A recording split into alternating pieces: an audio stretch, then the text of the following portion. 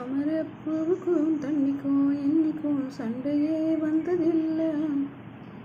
மாமன அள்ளி தாவணி பொட்டுக்கோ மச்சினி யாருமில்லை. கம்பக்கூழில் போட்ட உப்பு கஞ்சியெல்லாம் செது போலே கண்டபோதே இந்த மூஞ்சி நெறிஞ்சு போச்சு நெஞ்சுக்குள்ள. நாக்கையே மூக்கையே தொட்டவனானடி. குட்டி போட்ட பூனை போல காலை சுத்தி குழஞ்ச சொந்தக்காரன் நான் தானே.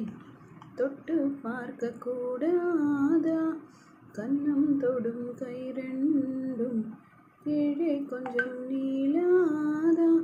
வயசுக்கு வந்த பூ அசையா பேசுமா தாமரை